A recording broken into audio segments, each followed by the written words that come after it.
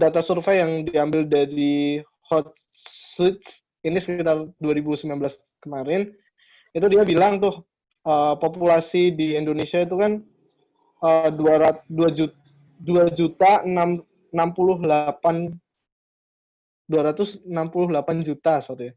Dan 133%-nya itu ternyata punya smartphone. Bayangin ya, berarti satu orang punya 2 smartphone. Bahkan kalau di situ kan berarti anak kecil pun juga kehitung kayak gitu. Berarti pengguna smartphone tuh banyak banget di Indonesia kayak gitu. Dan kalau dilihat marketnya ternyata Android sama iOS tuh beda banget ya. Makanya aku bahas di sini Android. Karena Android itu 91% ini di tahun 2020 kemarin ya, terakhir survei di Mei. Itu dia bilang tuh ternyata 91% dia adalah pengguna Android kayak gitu. Jadi bayangin semua smartphone, jadi ada beberapa OS ya, kayak Tizen, Nokia dan sebagainya. Yang paling favorit itu adalah iOS dan selanjutnya ada Android dan selanjutnya ada iOS kayak gitu. Dan kalau teman-teman pasti udah denger kan ya, Android itu tiap tahun pasti akan ada update yang terbaru itu. Aduh, aku nggak ngikutin. Tapi yang jelas OS populernya masih dipegang sama Pi. Ini rilis di 6 Agustus tahun 2018 kemarin ya di Google I/O. Jadi setiap mau luncur OS baru di Android itu biasanya dia akan melewati yang namanya si Google I/O kayak gitu, event tahunannya Google ya. Tapi saat ini diubah jadi online karena ya tahu sendiri lagi ada COVID, jadi Google menghentikan banyak event kayak gitu. Jadi ya sayang banget sebenarnya. Gitu. Dan di Google sendiri ternyata dia punya Play Store-nya. Jadi kalau teman-teman bikin aplikasi, bingung jualannya kemana, tinggal di-upload aja ke Play Store kayak gitu. Dan dilihat juga ya di tahun 20 tuh ada sekitar 2.870 juta. 2,87 juta lah. Intinya berarti ada banyak banget aplikasi yang bisa ditampung di Play Store. Bahkan teman-teman ngupload Hello World aja mungkin bisa kayak gitu. Jadi ini benar-benar peluang dengan tadi ya apa namanya jumlah penggunanya yang banyak, aplikasinya juga semakin banyak juga ternyata. Ini tentu teman-teman harus bisa memanfaatkannya ya, nggak cuma jadi pengguna aja kayak gitu. Lalu gimana sih cara memanfaatkannya itu? Yang pasti kita harus kenalan dulu nih mobile application tuh kayak apa sebenarnya. Jadi secara apa ya namanya ya? Secara jenisnya pembuatan aplikasi itu dibagi 3 jenis, ada native, hybrid, sama web apps. Native tuh gimana? Nah, si native ini dia benar-benar biasanya single platform ya ini. Dan biasanya dia full capability. Jadi artinya dia biasanya benar-benar dibangun dari awal banget, dari nol, dari bentuk kode kayak gitu. Sedangkan hybrid biasanya dia multi platform tapi tetap mengenal yang namanya capability-nya. Jadi dia masih bisa mengakses yang ada di native platform kayak gitu. Selanjutnya ada web apps ya. Web apps itu ya pakai HTML5 kayak gitu. Jadi dia multi platform juga, cuma ya parsial, cuma terbatas banget lah kayak gitu. Dan biasanya ya basicnya pakai web. Kalau yang hybrid itu kayak gabungan gitu, web yang dijalanin di dalam aplikasi natif kayak gitu. Terus ini nih bedanya kelihatan banget sebenarnya ya. Kalau dipilih antara natif sama hybrid, kalau pengen gajinya gede ya pasti natif karena dia cost-nya gede banget karena butuh waktu banyak juga buat bikin aplikasi natif kayak gitu. Kalau hybrid kan bikin aplikasi Android sama iOS katakanlah langsung build jadi dua-duanya gitu. Jadi kalau yang natif ya cuma satu platform satu kayak gitu. Ini adalah ide-ide yang bisa digunakan. Jadi ada banyak banget sebenarnya yang bisa dimanfaatkan untuk membuat aplikasi Android. Ada Android Studio, Eclipse, Cordova, Flash. Ya ini aplikasi jadul. Yang jelas adalah harus ngikutin Android Studio ya, jangan pakai Eclipse. Terus pemrograman yang bisa dipakai itu juga macam-macam banget. Ada Java, Dart ini untuk Flutter, kemudian ada C#, Kotlin ini yang paling baru juga untuk Android native. Kemudian ada HTML dan kawan-kawan ini masuknya web apps, C++, ini juga masuk untuk bikin aplikasi Android kayak gitu. Nggak perlu banyak belajar, tapi cukup salah satu aja. Yang penting adalah ahli di salah satu jalurnya itu. Kayak gitu. Dan ini library-library yang nanti kalau teman-teman belajar tentang native, itu bakal ketemu sama beberapa ini semua. Kita akan bahas coba secara singkat ya. Jadi ini kayak kesannya pengenalan aja. Jadi habis ini teman-teman bisa explore lebih dalam gimana cara bikin aplikasi menggunakan ini semua kayak gitu. Pertama adalah kita akan kenal sama IDE-nya nih. Jadi di Android karena dia punyanya si Google, Google itu bikin namanya IDE resmi yaitu Android Studio. Android Studio ini adalah ya dia menyediakan dia sifatnya open source ya, jadi kita bisa download dengan gratis, terus bisa bikin aplikasi dengan mudah, ngebuildnya bahkan ada tools-tools yang bantu banget buat bikin aplikasi yang bagus, ciamik kayak gitu.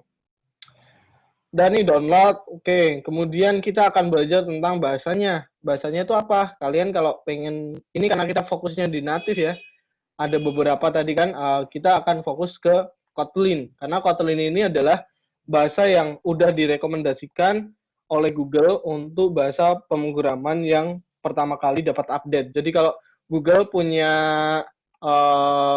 katakanlah fitur baru, itu akan memberikan update-nya itu ke bahasa Kotlin dulu, baru Java biasanya gitu. Dan mungkin Java nggak dapat update-nya juga bisa jadi kayak gitu.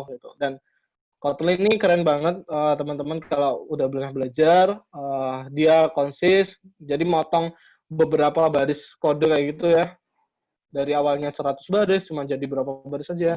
Kemudian safety ini menghilangkan potensi null pointer exception. Jadi ketika dia null, dia pasti akan jadi warning, harus kita benar-benar amankan kayak itu. Kemudian dia juga bisa jalan di berbagai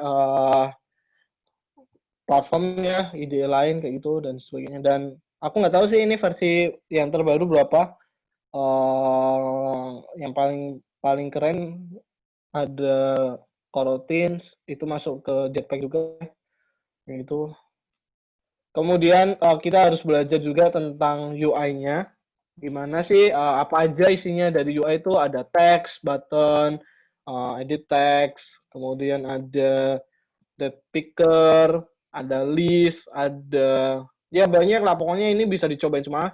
Kayak sekedar tahu aja lah paling enggak. Karena ketika kita udah paham, udah tahu, nanti ketika implementasi di suatu project itu gampang nyarinya kayak gitu. Oh ini gunain button tuh gini nih, ada tombol on click listener, on long click listener dan sebagainya, itu nanti bakal terbiasa sendiri kalau udah sering latihan. Selanjutnya ada layouting. Udah paham tentang view-nya, kita bicara tentang view group. Jadi view group ini adalah view yang mengumpulkan dari view-view tadi ya. Jadi kita nyusunnya gimana, gunainnya apa. Jadi ada banyak banget di layout itu, dan yang paling baru ada constraint layout ya. Itu keren banget sih, hampir sama kayak relative layout, tapi dia lebih seamless kayak gitu. Lebih smooth lah. Nah, udah paham tentang layouting, harus paham juga tentang activity dan fragment. Ini penting juga. Kenapa? Karena memahami sebuah siklus dari aplikasi Android ini juga bakal penting juga. Kenapa? Karena kita nggak mungkin kayak ibaratnya ngeload data kita masukin semua di on-grid, padahal itu udah harusnya data itu udah siap dan udah harus diterima sama user kayak gitu. Dan berarti kan harus nunggu lama gitu. Dan kita sebenarnya bisa taruh di berarti apa ya? On-grid itu yang awal. Jadi ketika udah masuk on-grid sum itu dihindari kayak gitu. Jadi kita bisa nyiapin data-data yang mau diproses tuh apa aja kayak gitu. Kita harus paham ini sih, termasuk nanti gunain GPS itu harus matiinnya kapan gitu. Termasuk nanti kalau udah masuk ke rotation menjaga data, ini harus dijaga juga, harus tahu tentang flow-nya antara bedanya activity sama fragment apa.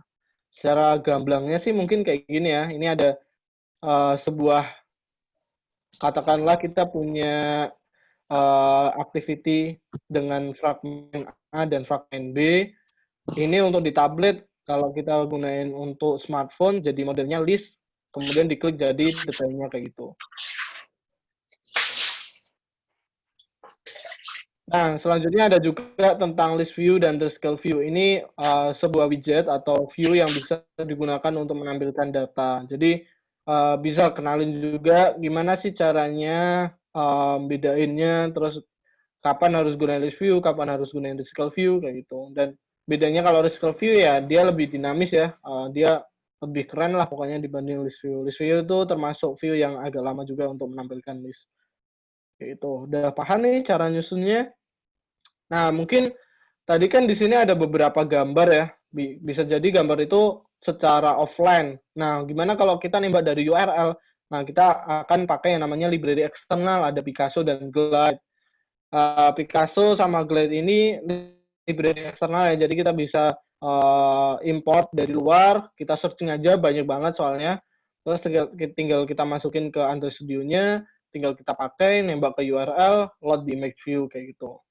Ini mempermudah banget karena dulu sebelum ada ini untuk ngelot sebuah gambar dari URL itu ribet banget kayak gitu. Selanjutnya ada Android Networking. Ini Android Networking gunanya apa sih? Gunanya untuk berkomunikasi dengan database yang ada di web atau mungkin biar antara web sama Android itu bisa synchronize kayak gitu. Jadi menggunakan komunikasi menggunakan API kayak gitu. Nah, untuk library-nya ada banyak banget. Sorry, ada motor lewat. Ada library-nya ada banyak banget, ada retrofit, pas Android networking, volley, query, dan sebagainya. Dan teman-teman bisa manfaatkan sesuai kebutuhan. Kalau udah skala gede, aku saraninnya ya berarti pakai retrofit kayak gitu. Kalau untuk biasa belajar sih cobain satu-satu aja nggak apa-apa. Jadi bisa dites tingkat kesulitannya gimana sih kayak gitu. Kemudian ada database, ini database internal ya. Jadi ada banyak juga, ada Realm, SQLite, ORM, dan Room. Itu kita bisa gunain salah satu di antara mereka. Kita tinggal bikin, jadi database lokal ya ini ya sifatnya. Jadi katakanlah kita punya aplikasi Note kayak gitu, kita bisa simpan di data apa di aplikasi kayak gitu. Ini penting juga untuk menjaga data teman-teman secara offline. Selanjutnya udah bisa bikin banyak hal tadi ya. Tapi ternyata apa yang udah mungkin sering banget kan ya teman-teman jumpai aplikasi di Play Store yang ternyata cuma dapat rating 1, ya kan? Dia bilang aplikasinya kurang menarik nih. Kalau udah ada update nanti aku kasih bintang 5 gitu. Bintang 1 dulu ya, gitu kan sering banget. Itu bisa jadi karena UI atau UX-nya bermasalah. UI UX itu apa sih? User interface dan user experience. Artinya desain sama pengalaman pengguna. Pengalaman pengguna itu kayak apa? Pengalaman pengguna itu ya gimana cara bikin pengguna itu nyaman kayak gitu. Katakanlah bikin tombol apa ya like kayak gitu ternyata tersembunyi atau gimana itu kan bikin aplikasi jadi penggunanya males kayak gitu ya. Katakanlah bikin list yang cuma nampilin teks, nggak ada informasi yang jelas kayak gitu. Itu termasuk UX juga. Dan teman-teman bisa pelajari semua di material design. Di sini adalah ya website kayak gitu, tinggal searching aja material design. Nanti di sini akan diajarin banyak hal tentang desain, gimana cara nyusun tampilan, gimana cara menentukan warna, cara menentukan font, cara bikin gambar yang sesuai sama Android, karena di Android kan ada yang modelnya flat, ada yang modelnya kayak timbul kayak gitu ya. Itu gimana sih yang benar kayak gitu, tipografi, shape, motion dan sebagainya itu bakal ada semua di situ di material design. Menarik banget pokoknya ini. Oke, selanjutnya udah belajar panjang lebar. Ternyata kode kalau aplikasi ketika dijalani ternyata bikin lambat nih. Gimana cara untuk meningkatkannya ya? Kita harus belajar juga tentang arsitektur pattern. Arsitektur pattern itu apa? Arsitektur pattern ini fungsinya adalah memisahkan kode-kode di dalam aplikasi teman-teman biar antara tampilan di UI, katakanlah di on-grid tadi ya, itu tuh di situ bukan untuk proses load data, tapi harus dipindahin. Jadi ada beberapa macam. Kalau teman-teman pernah belajar tentang web atau Laravel yang framework kayak itu kan kenal sama MVC ya, model view controller. Itu semua bisnis logic atau pengambilan data atau mungkin yang sifatnya berat-berat lah kayak processing image itu dilakukan semua di controller kayak itu. Terus mulai developer mulai ngembangin lagi muncullah MVP, kemudian muncul lagi MVVM. Intinya sama sebenarnya antara view jadi view tuh benar-benar ibaratnya benar-benar bodoh kayak gitu ya. Jadi dia cuma lempar parameter harus dapat ini kayak gitu. Nanti tinggal nampilin aja. Fiturnya apa sih kalau kita udah nerapin Axel Pattern? Kalau udah nerapin Axel Pattern ya pasti kita bisa nge-maintain, ya kan? Maintain perbagiannya, katakanlah view-nya ternyata butuh update, nggak perlu ngubah seluruh datanya kayak gitu.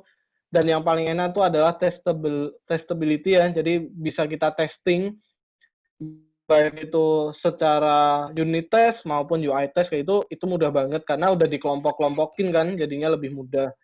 Kemudian ada extensibility, ini ketika teman-teman ngupgrade sebuah fitur, teman-teman jadi lebih mudah untuk nge-extend-nya. Jadi katakanlah udah bikin fitur login, register, terus get data gitu. Terus teman-teman pengen bikin fitur favorit.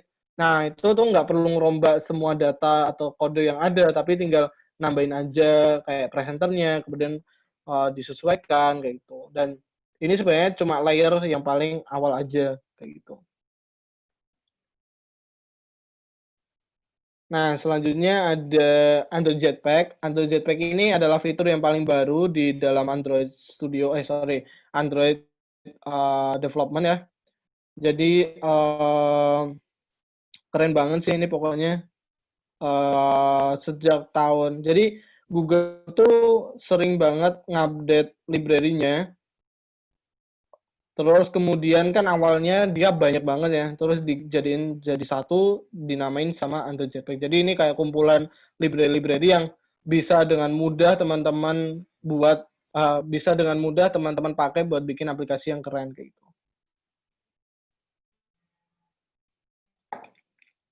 Nah, fiturnya apa aja? Fiturnya ada acceleration development, itu jadi ngoding jadi lebih cepat, elimination boilerplate code, ini biar kode-kode yang boiler tuh artinya apa ya? Kayak berulang kayak itu, ditulis ulang, bisa dieliminasi kayak itu, terus yang jelas bisa bikin aplikasi yang strong kayak itu. Selanjutnya ada foundation, ini komponennya ya, jadi dibagi 4, ada foundation, arsitektur, behavior, sama UI. Aku nggak bahas panjang lebar sih karena ini panjang banget kalau aku bahas di sini. Jadi teman-teman bisa explore lebih dalam tentang Android Jetpack. Selanjutnya yang paling penting juga adalah Android debugging. Android debugging Android debugging ini fungsinya apa sih? Fungsinya ya untuk ngedebug sebuah aplikasi, untuk ngecek data juga, terus kemudian ya intinya kita bisa tahu di situ tuh lagi ada proses apa sih kayak gitu. Nah, ini biasanya digunakan juga untuk ngelihat data ketika teman-teman error kayak gitu ya. Pengen tahu nih di itemnya ini isinya apa kayak gitu. Itu bisa dicek menggunakan si Android debugging. Walaupun sebenarnya bisa juga menggunakan TOAS ataupun logd yang nanti akan ngeprint ke terminal kayak gitu. Tapi kalau ini sifatnya dia benar-benar smooth banget lah pokoknya. Dia sesuai sama data yang ada kayak gitu. Jadi nggak perlu nulis-nulis tambahan kode gitu.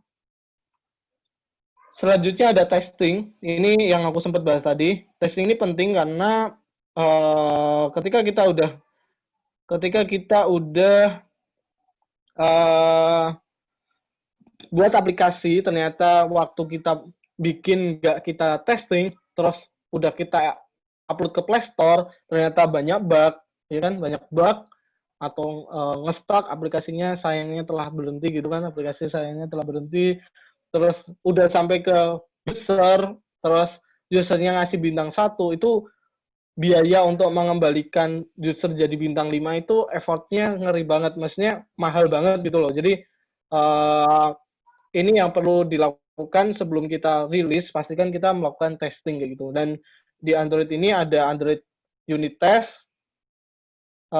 sama UI test itu. Jadi ada piramida testingnya ya di sini ya. Kalau di Android Studio udah disediain dua macam ini. Jadi ada unit test ini yang tadi kelompok-kelompok kecil kalau teman-teman udah paham tentang arsitektur pattern tadi, kemudian naik ini untuk satu fitur, ngetes satu fitur itu udah berjalan dengan baik apa belum login kayak gitu atau register, get data kayak gitu. Terus naik lagi ini lebih keseluruhan dari proses yang ada dalam aplikasi. Katakanlah proses untuk transaksi ya berarti dari login, masukin data, kemudian get data, milih item sampai purchase kayak gitu. Nah, ini testing penting banget ya. Kenapa? Karena ya tadi, kalau kita nggak ngetes, biayanya pasti mahal banget. Contohnya adalah, kalau teman-teman ngelihat aplikasi Shopee, aplikasi yang ojek online, dan e-commerce lainnya kan pasti sering banget diskon ya. Itu ya sebenarnya buat menarik mereka biar tetap gunain aplikasinya kayak gitu. Jadi, kalau ada bug, bisa diobati sama diskon-diskon yang ada kayak gitu. Jadi, ya biayanya ya sebanding sama apa yang mereka keluarin untuk biaya ini apa mengembalikan moodnya user kayak gitu. Sebenarnya ada dependency injection, wah ini keren juga. Ini nanti kalau teman-teman udah dalam juga pelajari injection ini penting karena ya tadi untuk misahin ketika kita udah manggil di layar-layar yang udah dalam, terus pengen manggil sesuatu, kita nggak perlu bikin konstruktornya lagi kayak gitu. Dan ya ini lebih mempersingkat lagi lah intinya lah. Dan sekarang ada yang paling baru itu Hill itu upgradean dari Dagger karena Dagger ini udah diambil alih kayak sama Google kayak gitulah. Jadi kayak si Kotlin yang jadi di rekomendasiin sama si Google kayak gitu. Ini sama di Dagger juga mulai diambil kayak gitu. Dan jadilah sebuah yang baru tuh Hill kayak gitu. Terus selanjutnya ada Firebase. Firebase ini penting banget karena ya sebenarnya kalau untuk production jarang banget dipakai, tapi buat latihan ini enak banget. Di sini ada banyak fitur yang bisa teman-teman gunain kayak FCM, ada Google Analytics-nya, kemudian ada Class Analytics, ada A/B testing, ada database-nya, ada banyak lah, hosting juga ada di situ. Jadi teman-teman bisa gunain di sini. Dan untuk awalan itu ada free-nya, tapi ya terbatas kayak itu ya. Jadi teman-teman bisa ngupgrade sesuai kebutuhan kebutuhan teman-teman kayak itu. Nah,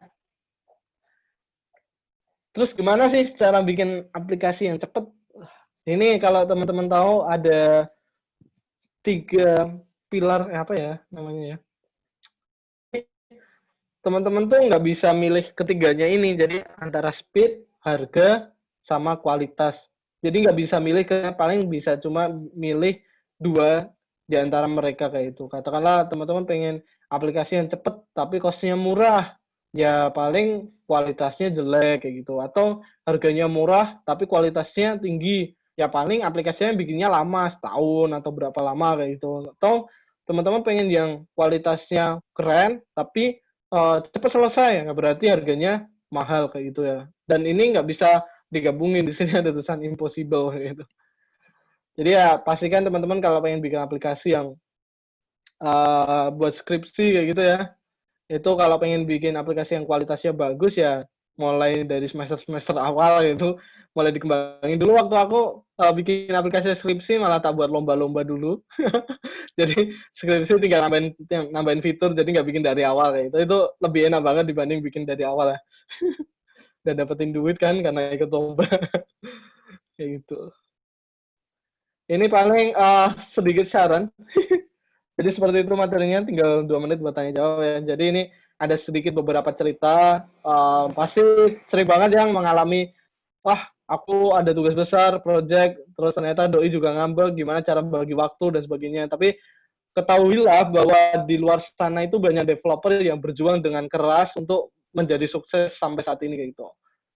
Salah satunya adalah Mas Hoirul Rossi, dia tinggal di Madura, nggak ada akses internet kayak gitu. Kalau dilihat ceritanya dia terpaksa berhenti sekolah, kemudian dia mulai cari uang jadi pelatihan TKJ ya, anak-anak SMK, terus dia mulai belajar dari coding, Terus akhirnya dia mulai pakai yang bikin aplikasi kayak gitu buat bikin aplikasi Android atau game kayak gitu dan bisa dapat duit dari situ dan bahkan diangkat bahkan jadi seorang pembicara juga ya di acara-acara kayak gitu. Itu keren banget dari awalnya dia terbatas sama akses internet ya, kalau itu akses internet dan ya pasti komunitas di sana nggak ada kayak gitulah pada waktu itu gitu. Selanjutnya ada Mas Dunia Firdaus, mungkin teman-teman juga udah pada tahu ya, ini adalah seorang Android developer yang dulunya dari ojek online. Prosesnya cukup keren juga kalau teman-teman tahu. Jadi dia pernah ya jadi loper koran lah, terus yang ngeri lah pokoknya itu. Sampai pada akhirnya dia pengen belajar tentang Android, dapat beasiswa, ada orang yang ngasih. Awalnya dia pengen beli kelasnya di coding waktu itu masih 2 juta kayak gitu ya, tapi dari ngojek itu ternyata nggak dapat kayak gitu. Terus akhirnya dapatlah beasiswa itu. Dan akhirnya dia lulus dan keterima juga di salah satu perusahaan anak perusahaan dari Indosat dan Interstarter itu. Keren banget lah ini, inspiratif banget. Ini terkendala secara ekonomi ya pasti ya. Tapi dia benar-benar bisa dan ini ini cuma iklan aja. Jadi dulu aku juga pernah dapat penawaran ke Gojek juga karena benar-benar belajar dari awal kayak gitu. Dan ya jika mereka bisa kenapa harus kita? Bukan maksudnya kalau bukan kamu siapa lagi gitulah. Oke, pas 30 menit ya Mas. Ya Pak ya. Jadi itu mungkin dari aku, teman-teman kalau ada pertanyaan monggo bisa dilanjut atau uh, bisa follow di Instagram atau LinkedIn Gilang_ADHN. Ya. Terima kasih. Ini materinya banyak sekali. Kalau jadi kuliah ini sudah 3 semester Mas, dari Android dasar, Android menengah, sama Android advance. Baik, ini saya buka sesi pertanyaan. Kalau ada yang mau nanya langsung, silakan raise hand, klik raise hand dulu. Ada?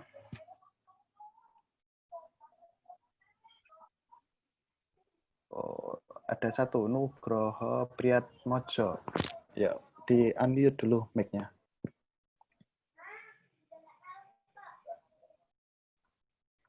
Loh, jadi nggak Nugroho? Cuma Enggak, Pak. ngetes doang? Enggak, Pak. Iya. Walah. Kalau ada yang mau nanya, klik raise hand ya di pojok kanan. Kalau pakai HP, klik 3 tombol dulu, terus nanti muncul raise hand. Kalau nggak ada, ini saya bacakan dulu yang dari Slido. Sudah kelihatan ya? Oke. Sudah. Dari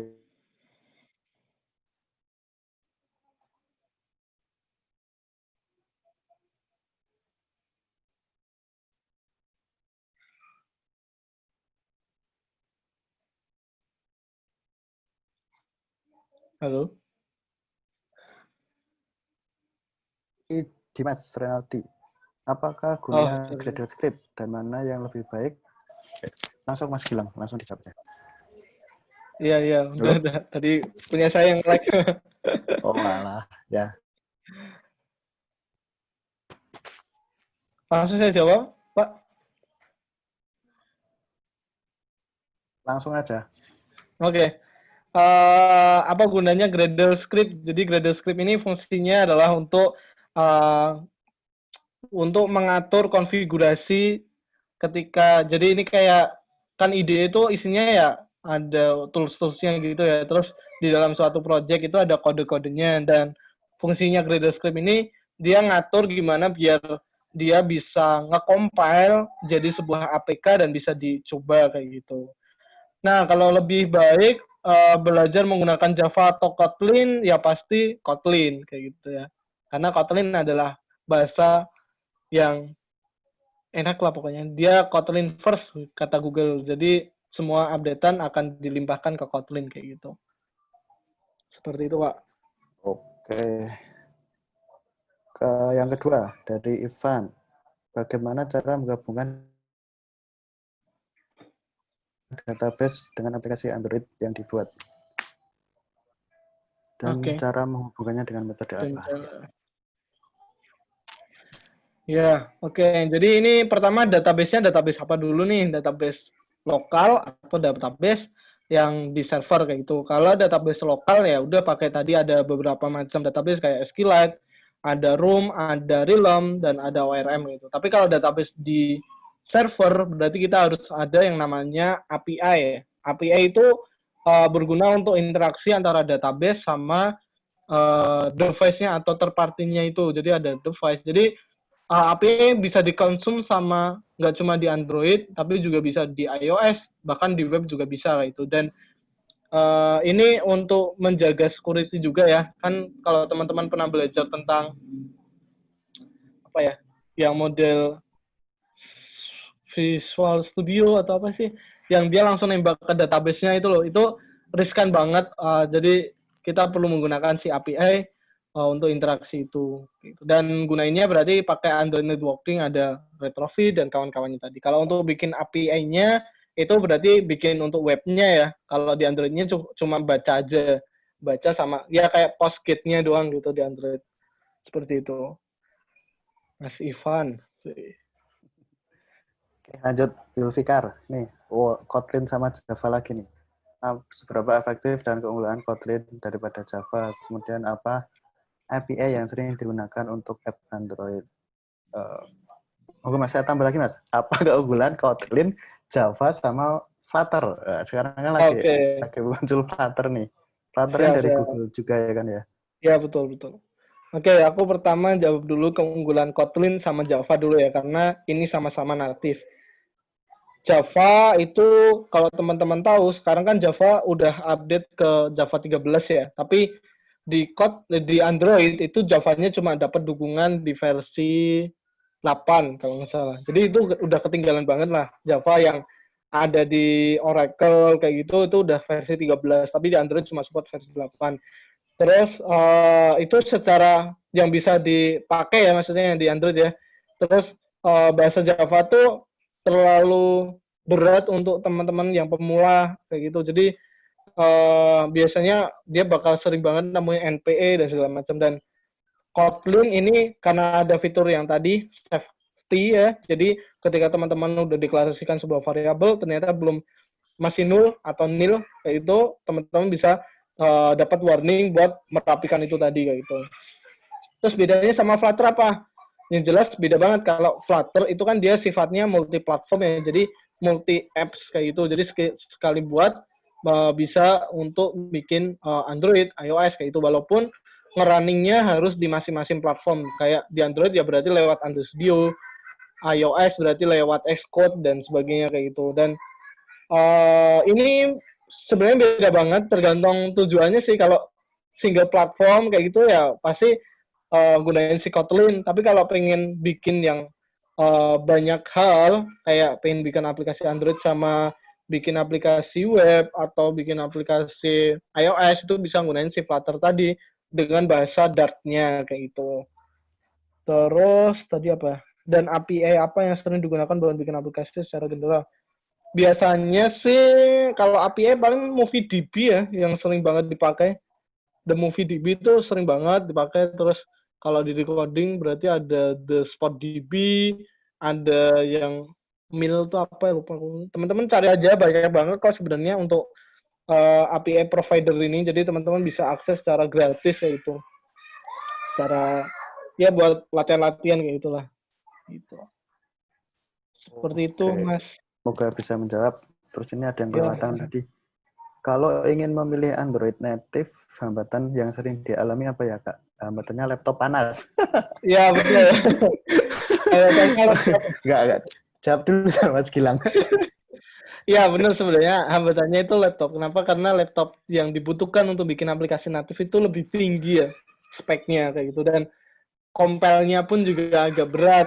Jadi emang butuh spek yang tinggi kayak gitu. Dan di IDE Android Studio pun juga udah ditulis kan minimal berapa rekomendasinya 8 GB kayak gitu kan. Itu berat banget dibanding bikin aplikasi yang mungkin web atau mungkin yang Flutter pun juga nggak butuh yang terlalu gede, setahu lebih di bawahnya itu kayak gitu. Kedua paling sih karena natif dia itu punya banyak komponen yang perlu kita tahu. Maksudnya perlu kita familiar kayak gitu. Jadi kita mau nggak mau harus belajar tentang komponen-komponen itu dan itu terupdate terus. Jadi kita harus mau nggak mau harus ngikutin. Kalau nggak ngikutin ya kesaing sama yang lain kayak gitu. Seperti itu.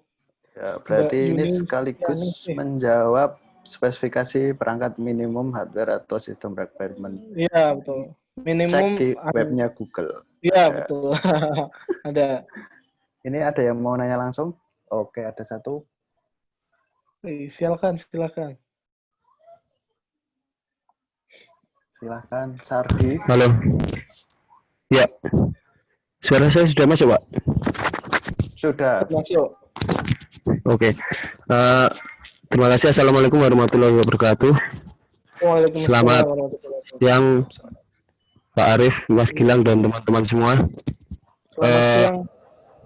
Perkenalkan, saya Sardi. Saya bisa dibilang mahasiswa yang sudah lama. Terus IPK juga IPK juga nggak bagus, nggak nyampe 3. Terus yang mau saya tanyakan, Mas, kemampuan apa atau keistimewaan apa yang harus saya miliki atau yang harus orang-orang miliki yang sekarang kondisinya seperti saya untuk bisa berhasil atau sukses di dunia developer gitu. Terima kasih. Siap. Oke, Monggo, menarik. langsung.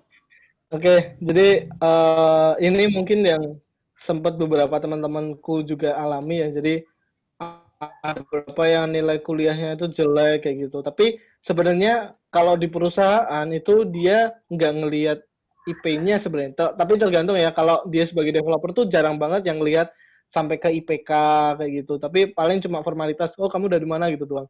Kalau secara skill lah baru dia pasti dilihat banget. Kayak aku waktu di Gojek itu nggak pakai ijazah waktu magang di Gojek, tapi berdasarkan sertifikat dari decoding, terus pengalamanku bikin aplikasi Android. Jadi di sana benar-benar diseleksi secara teknikalnya. Jadi bukan secara teori Android itu apa sih kayak gitu enggak, tapi benar-benar real project banget lah. Jadi teman-teman kalau pengen dipandang dengan sisi developer berarti harus ahli salah satu bidang developer yang ada kayak itu, dan pastikan teman-teman banyak portofolio ya. Jadi aku malah justru pengen sering perpanjang di kampus. Kenapa? Karena ketika kuliah tuh benar-benar banyak banget pengalaman yang bisa didapat, kayak ikut lomba, ikut organisasi dan sebagainya. Dan karena aku dulu di Politeknik ya, jadi ya mau nggak mau ya harus D3 lagi kan, harus 3 tahun, ya udah 3 tahun itu harus lulus, kalau nggak akan ribet untuk kedepannya. Tapi kalau biasanya mahasiswa yang modelnya universitas kan dia bisa atur sesuai dengan kehendaknya, jadi bisa dimaksimalin kayak gitu. Kayak temanku tuh ada beberapa yang seneng banget emang menunda skripsi buat emang bener-bener nyari ilmu, proyekan dulu kayak gitu, dan itu sampai sekarang pun juga dia jadi ahli kayak gitu. Tapi ini bukan merekomendasikan teman-teman buat nambah semester ya. Kayak gitu. Intinya ahli dalam satu bidang, terus perbanyak jam kerja, ada apa namanya, portofolionya itu udah pasti akan dirilik juga kayak gitu. Seperti itu, Mas. Siapa tadi lupa? Maaf. Ya, makasih Pak Mas. Ya, ya sama-sama Mas Sardi. Jawab ya. Ada yang mau bertanya lagi secara langsung?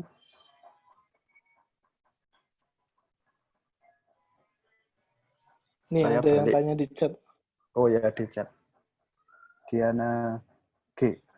Volley sama retrofit lebih enakan mana, Mas, kalau buat project up gitu? Oke. Kalau buat project enak retrofit, karena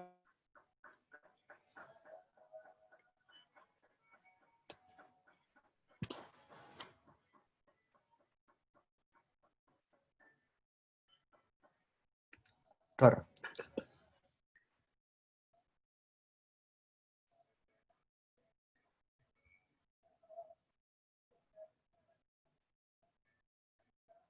Apakah kalian mendengar suara? Dengar, Pak. Dengar. Nggak dengar. Kok jawab? Dari Mas Gilang kok. Dari Mas Gilang kok, bukan dari saya. Masnya ngebayang. Putus kayak iya toh.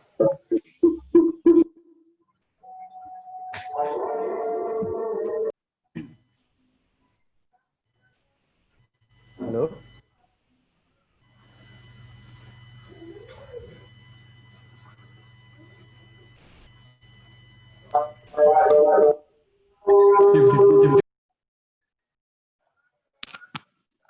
Maaf Pak, koneksinya tadi putus. Sampai mana tadi ya? Halo? Aman ya suaranya? Tes? Halo, tes, tes. Aman Pak, aman. Aman, Pak. Jadi, maaf banget tadi sempat kendala koneksi, ternyata 500 MB langsung putus. Jadi aku harus cek lagi HP-nya. Tadi sampai retrofit sama volley ya. Jadi itu kembali lagi ke fungsinya. Kalau teman-teman pengen gunain yang untuk latihan sih volley aja udah cukup. Tapi kalau udah project yang gede, terus pengen testable juga, gunain ya retrofit tadi. Retrofit itu udah lengkap banget, kita tinggal nambah-nambahin. Bahkan kalau di Gojek sendiri pun malah bongkar library-nya retrofit kayak gitu. Jadi kita tinggal ngambil bagian-bagian tertentunya aja, kemudian diimplementasikan di project yang kita bikin kayak gitu. Seperti itu. Recommended pasti retrofit sih. Seperti itu, Pak.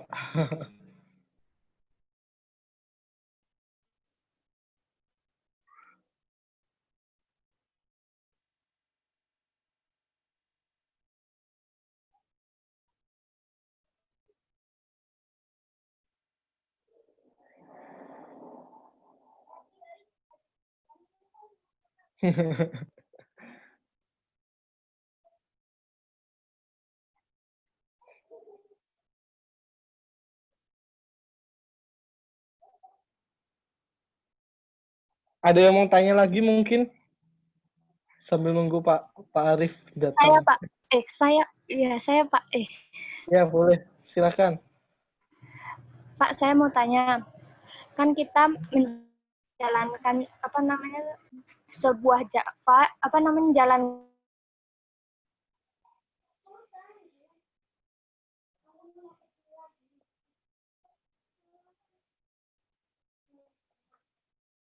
Halo?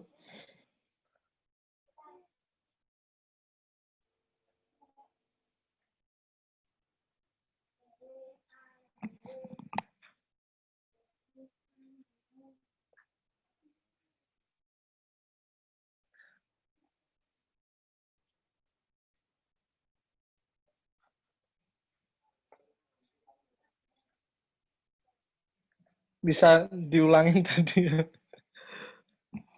Pertanyaannya,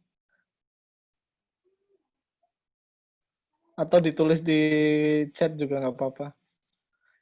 Maaf, tanya lagi kalau untuk Dart sama Kotlin lebih simpel mana? Codingannya, terima kasih. Lebih simpel Kotlin, karena di Dart itu dia nggak punya previewnya, jadi ketika bikin aplikasi ya harus langsung di run kayak itu, dan sifatnya dia pakainya widget, jadi semuanya adalah widget dan agak ribet di situnya sih. Jadi agak ribet untuk ya debuggingnya juga. Terus tapi kalau udah seneng bikin tampilan yang aplikasinya bagus, itu lebih rekomendasi ke di Dart, Flutter kayak gitu, karena di Flutter itu bisa bikin aplikasi yang ciamik kayak gitulah intinya lah. Jadi bisa bikin aplikasi yang bagus, bikin tampilan yang menarik, itu dengan Flutter jadi lebih mudah kayak gitu. Tadi yang tanya 107, boleh minta tolong diulang?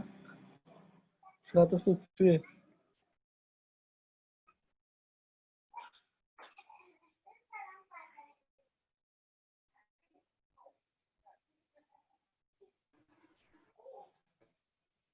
Boleh boleh Pak. Tadi maaf koneksinya hilang. Saya mau tanya, bagaimana menjalankan Java menggunakan bitcode Scatmore?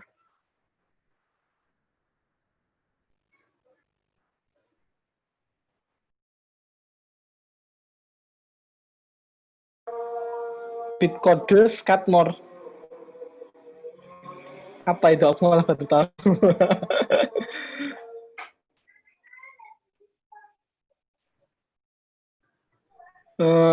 Sorry ya. Aku coba googling dulu.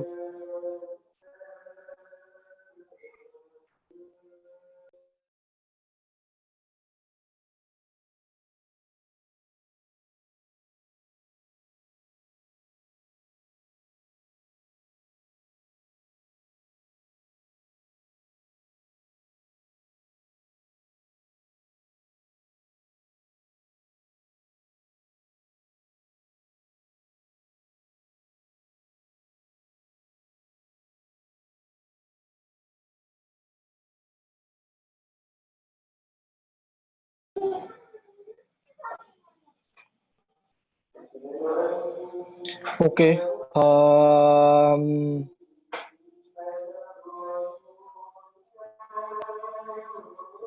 Itu untuk ide apa kalau boleh tahu, Kak? Ide tulisannya gimana sih? Bitcode ditulis saja coba di apa forum chatnya itu.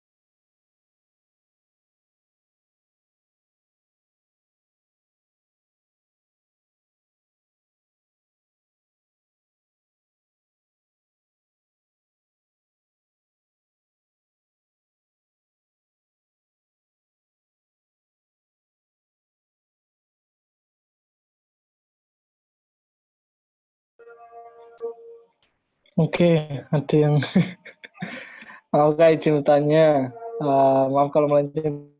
Kenapa sebuah wallpaper dapat membuat HP error ketika wallpaper itu diterapkan screen HP jadi error? Jujur saya belum pernah ngalamin ya. Mungkin bisa jadi karena ukuran device-nya ataupun sorry ukuran gambarnya atau mungkin gambarnya itu korup jadi bikin aplikasi yang kurang support kayak gitu ya.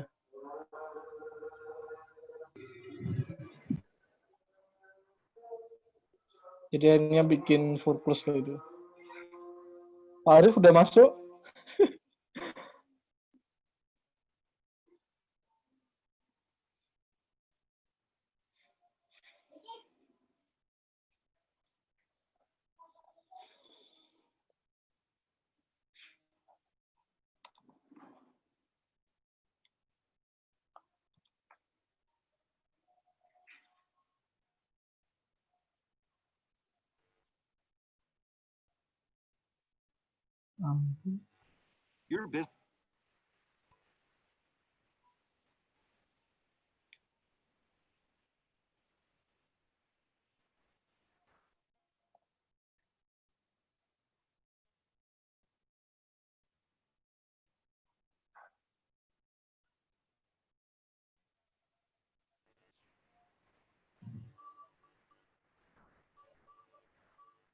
Menarik sih ini sih.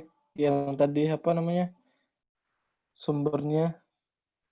Eh kalau mungkin teman-teman pernah mainan pengolahan citra mungkin bisa jadi di situ juga ada efeknya juga ya. Jadi di dalam gambarnya tersirat informasi kayak gitu yang bikin kodenya di dalam OS-nya bentrok.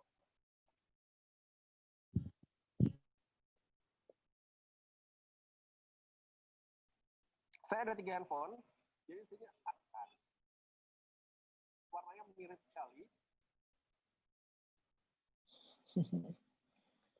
Ada lagi, tetapi cuma di HP Samsung. Ahmad lagi nonton.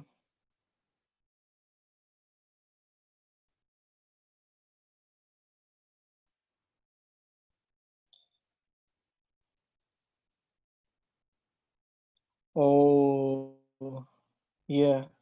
Tapi HP di Samsung S20 kalau itu kan dikompil sama HP ini. Jujur aku belum pernah mainan ini sih, apakah ngefek atau enggak. Yang jelas, apa namanya, ini bisa jadi kena OS-nya, jadi bentrok kayak gitu. Mas mau tanya lagi, saat run di beda device, itu ngaruh banget ya kalau pakai volley. Ngaruh banget karena itu ngaruh ke performance juga ya. Kalau iya solusinya gimana? Solusinya ya berarti, oh ini lebih ke permission kalau gitu biasanya. Kadang dia di run di HP Oppo bisa, tapi pas diganti di Samsung nggak bisa. Dicek juga HTTPS-nya apakah udah pakai yang security atau enggak, karena di OS yang terbaru kan dia harus menggunakan HTTPS ya, bukan HTTP kayak gitu. Bisa di-track aja salah satu itu didebak kayak gitu, dicek di log gimana cara keluarnya. Ternyata Pak Arif nggak bisa join malahan. Selamat sore, bagaimana caranya apabila mendevelop aplikasi Android melalui Android, bagaimana cara melanjutkan prosesnya ke Android Studio, karena sebelumnya saya buat di smartphone. Terima kasih. Itu bisa dicek apakah ada projectnya atau enggak, Mas. Di situ biasanya kan ada kumpulan kodenya ya. Nah, itu cari tahu aja. Kalau masih ada, ya berarti itu diambil aja data-datanya, tinggal dibikin di aplikasi di project Studio, terus habis itu tinggal dikopasin aja di situ. Cek. Masuk.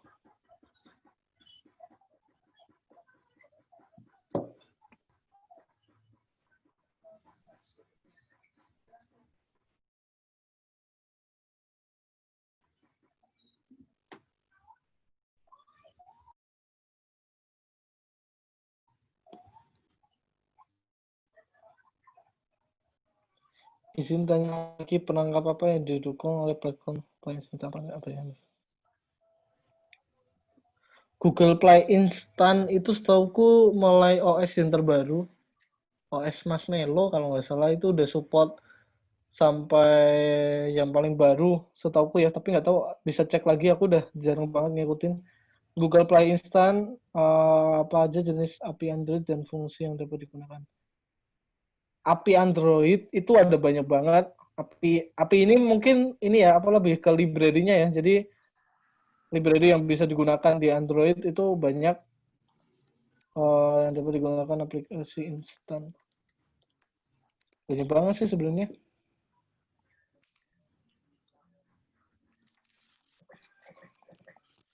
Bisa dicek dokumentasinya.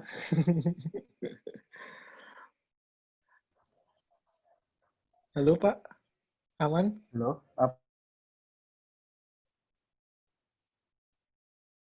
apakah suara saya dengar? Udah, Pak. Aman, Udah aman. kedengeran, Pak. Udah kedengeran. Sorry guys, nggak tahu kenapa HP saya kepanasan Pak ya, tethering. Ini sampai mana? Mau ini sudah lewat dari waktunya ya ternyata. Ini mohon maaf teman-teman. Iya betul. Kalau ada pertanyaan ya nggak selesai nanti. Jadi ini mohon maaf ada kesalahan teknis dan juga ternyata yang jadi cadangan moderator nggak muncul.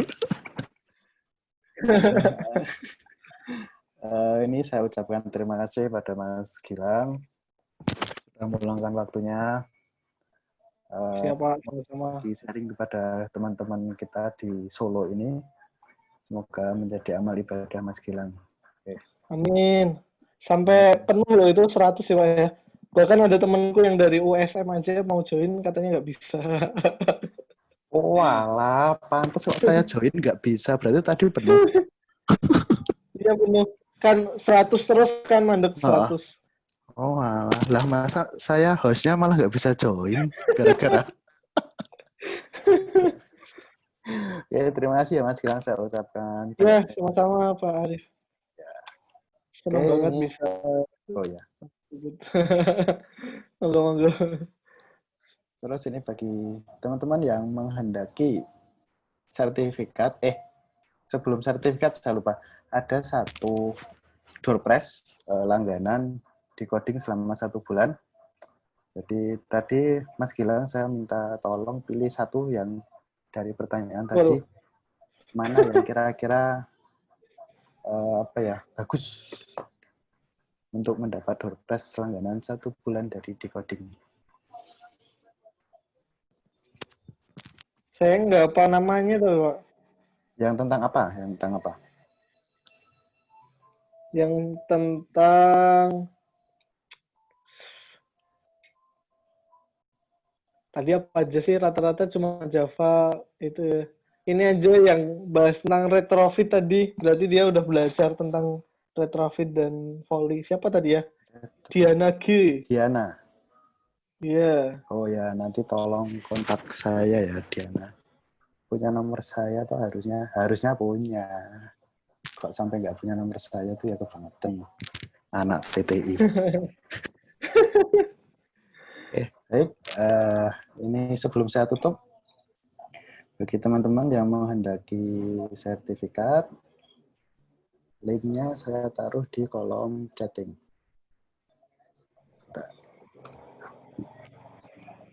Jadi silakan isi form di situ untuk pendataan sertifikat, terus di di kolom terakhir nanti ada pilihan untuk kita mau bahas apa di webinar selanjutnya.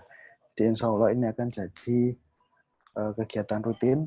Nah, saya minta saran atau usul dari teman-teman semua. Kita nanti akan bahas apa begitu. Baik, sekali lagi saya ucapkan terima kasih kepada Mas Gilang. Sebelum saya tutup, mari kita akhiri virtual meeting hari ini dengan membaca Alhamdulillah bersama-sama. Alhamdulillah. Assalamualaikum warahmatullahi wabarakatuh. Waalaikumsalam warahmatullahi wabarakatuh. Terima kasih teman-teman sekalian.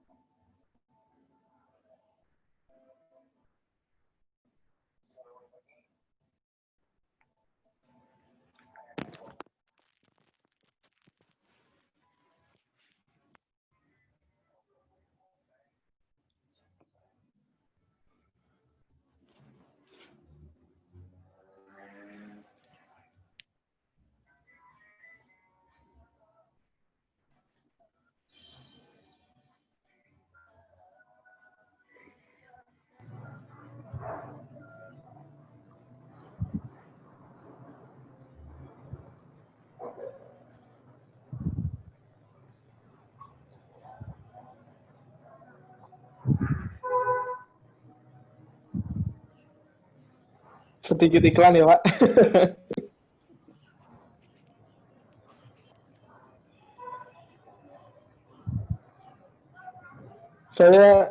Saya izin undur diri. Monggo kalau ada yang mau tanya-tanya bisa di Instagram saya. Terima kasih banyak. Dan di sini ada acara lagi enggak kan? Enggak ada. Ini saya tutup jam 3:30 nanti. Siap, terima kasih banyak teman-teman. Monggo kalau ada yang mau tanya-tanya tentang coding, Android, atau sebagainya bisa ke Instagram saya, nanti kita tanya-tanya di situ, diskusi. Dadah, Assalamualaikum. Terima kasih banyak Pak Arif. Ya.